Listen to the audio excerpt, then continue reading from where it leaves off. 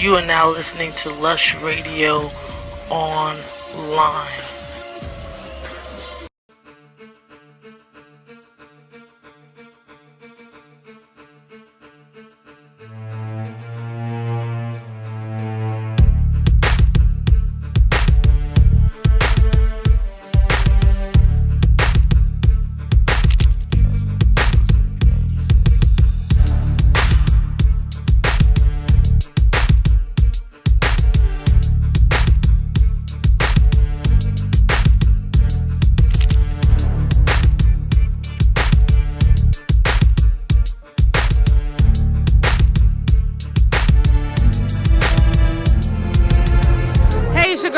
We're live right here at the Women's Veterans Interactive with the one, the only, the beautiful, the superwoman, the one and only Ginger Miller in the building, man. She is the one doing all these wonderful things, supporting us. We've never had anyone be an activist for us, all these women veterans, and she's doing all this. So tell us about what's going on. I'm going to let you hold it. I'm not going to hold it. Well, tonight we're having our meet and greet, which is a part of the 3rd annual Women Veterans and Women in the Military Extravaganza. I put this event on, I started about in 2012 because I wanted to do something nice for women veterans for Women's History Month. And every year, more and more women started coming out. Women veterans, they want to have peer-to-peer interaction. They want to be around the familiar. They want to share their stories. They want to get support. So we're really doing something that's unique. It's dynamic, but more importantly, it's something that's needed. I mean, just look around the room today. We have women here from 18 different states. Wow. Yeah, and this is the first year that we're really getting a lot of corporate sponsorship, and that's important to support women veterans. It's just so important. And, you know, even in the civilian world, you know, there's a thing called the glass ceiling. Well, if you combine the glass ceiling with being a woman veteran, then that's twice as hard. So we have a long way to go, but today we're definitely making some strides. And you know, I got to salute you. You're a fellow New Yorker and you don't play no games. Absolutely. Staunch New Yorker, absolutely. And you know, the reason I do this for women veterans is because in 1992, 93, I was a homeless woman veteran. Exactly. And I didn't know where to go to for support. You know, I felt alone, I felt ashamed, I felt embarrassed. I didn't have a lot of workforce development skills. So everything that I didn't have that led to me being homeless, I'm giving it to women veterans today. Because if I can prevent one other woman veteran from becoming homeless, then I think my job is well done. I think you're doing a wonderful job because I myself was a homeless veteran, disabled with my daughter, and I was this close to committing suicide because I didn't know what to do. Nobody was trying to help me. It became frustrating. But the fact that you have this outlet for women, you are going to save so many lives. Absolutely. So many lives. You know, I believe that wholeheartedly. The first event we did in 2012, there was a woman veteran that attended, and she said that if not for that event, she was going to commit suicide. Wow.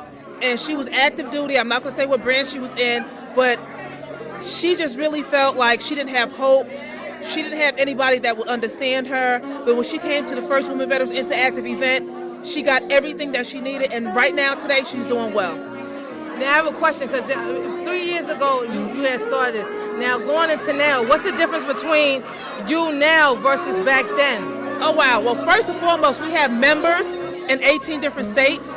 We're getting ready to start our North Carolina chapter. We're going to talk about that later tonight. We have corporate sponsorships. We developed a new program, a workforce development program, and we made a commitment at the Clinton Global Initiative to get 1,000 women veterans employed by 2016. We've been recognized by the White House. We've been recognized by BET. So we're really becoming a household name. So there's a big difference between 2012 and 2014, and I consider that, you know, outstanding because it shows growth within the organization.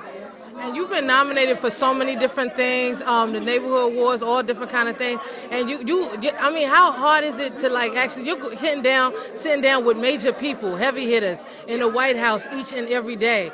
How hard was you to even get in front of the front door with them? You know what, I just believe that what I'm doing is truly a mission that God has put me on. So, you know, I don't think it's what I do is, it just comes to me, you know, because God has blessed me. But when I pray, my prayer is for us. It's not just for me. So any win that I get as Ginger Miller is a win for the women veteran community. And I think that, you know, God knows that he can trust me with that. So when I go before the president and I go before folks at the White House and when I'm at BET, that's for women veterans. You know, I'm standing for all of us. You know, I made it. I'm okay. But I want to make sure that everybody else is okay. Exactly. You're definitely pulling everybody up, and you eliminated the whole crab in the barrel thing. You're definitely showing everybody that I can do it, you can do it. Absolutely. You know, and you're giving a lot of people motivation, and I wish you nothing but success in all that you do. I appreciate that. And tell us about all these wonderful events that's going on, because you got a full ultimate pack event going on this week. Well, it's funny that you would mention that, and that's why we call it the extravaganza, because it's more than a conference, it's more than a boat ride, it's more than a summit. Tonight we're having a CEO meet and greet. This is an opportunity for me to get a chance to mix and mingle with all of the attendees.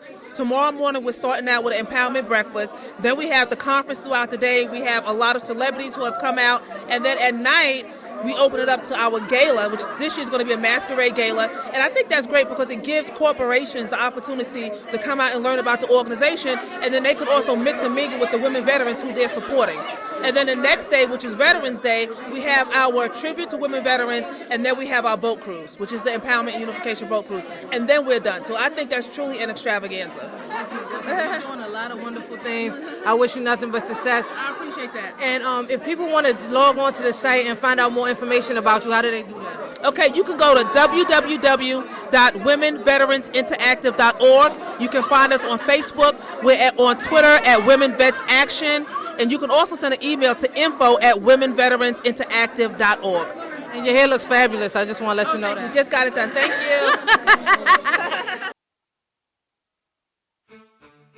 Hey, it's your girl Leslie Lesh, and we're live right here at Women's Veterans Interactive with the beautiful and wonderful, talented Renee Lawless of the Haves and Haves Nots. And she's wearing a beautiful outfit right here, and she's looking beautiful. Thank you. Oh, this chain is beautiful. This is different. This is all Alexis Bitar jewelry. I'm a diehard Alexis Bitar fan. Do you hear that, Alexis? And matter of fact, and I pretty much, when I go to events, I wind up wearing almost all of his jewelry. I don't plan it that way, but that's what happens, you know. Definitely. So tell us what's going on new right now with the show and everything you're doing. Well, with the haves and have-nots, for those of you that follow it, you know we ended on quite a cliffhanger last season. So as far as I know, I could be shot. I could be in the hospital. You know, I don't know. But I do know that this season is going to be, if you think we've been crazy off the chain before, you haven't seen anything yet. I mean, we have taken it beyond the next level. Wow. Really pushed the envelope this season. Yes. Wow. Definitely. And you know what? You definitely play a wonderful character on the show. Now, being involved in Women's Interactive, Women's Veterans Interactive, what role, how did it affect you being dealing with veterans and things like that? Well, I come from a very large military family. Back to my grandfather, who was in World War I. My father served in Korea, and his brother served in Korea as well in the Army. I have cousins that did 3 tours in Vietnam. Their children have now done Afghanistan tours and Kuwait tours. My mother was a veteran herself. She joined the Navy Reserves as a full lieutenant at age 50. Wow. She's now in her 70s, but she was active in the reserves so the military has always been a very large part of my life. I'm a very big fan of the military, as well as veterans, knowing what my relatives have gone through as veterans.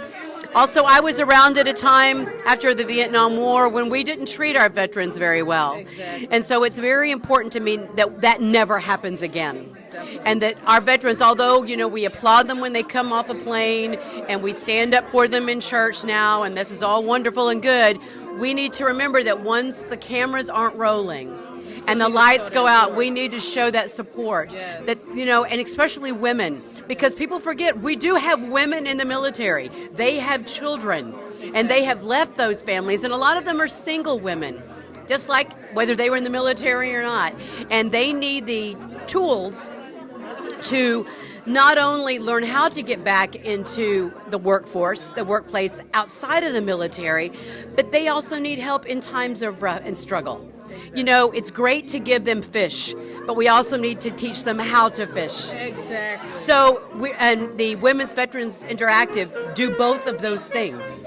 And that means a lot to me, and I'm very, very passionate about our armed forces. So I was so honored and humbled to be asked to be here. Definitely. And we're definitely humbled and honored for you to take time to do an interview with us also. Thank you so much. And you know, what they're doing here at Women's Veteran Interactive is definitely remarkable and is groundbreaking, because this is the first time we as women, me also being a disabled female vet, it's a lot, because when I was going through trying to find a place, I had a daughter and I was single, going through a divorce, you know, it was a lot, you know, so for her providing this platform for women, I just commend her so much. And I commend you for definitely being a voice too. Thank you so much. Ginger Miller has done a remarkable job putting this organization together, and I hope that you have benefited from it as well as other women, and I am very happy to be here. And how do we get in contact with you, social media and things like that? Oh, you can reach out to me on Facebook. I have a fan page, Renee Lawless. Twitter is always good and great, Ms. Renee Lawless. That's MS Renee Lawless. And I'm also on Instagram, Renee Lawless. I'm an old lady still learning the apps, you know what I mean? So I'm not as active on Instagram, although I have tons of followers. Thank you, thank you, thank you. But I'm still kind of learning, like you take a picture and then you do this. And you do that. I mean, it took me like forever to learn Twitter, and I'm getting really good at that. But I'm, you know, now you throw in another thing, and I'm like, oh my word. So I'm on all three, you know, in Facebook, please, you know, feel free to follow me. Absolutely. Definitely. And then I have a website, ReneeLawless.com, although it's kind of still getting some tweaks worked into it, but you can reach me there as well. And I would like to thank you, and you're tuning in to Lush Radio Online. I felt so excited just now. Lush Radio.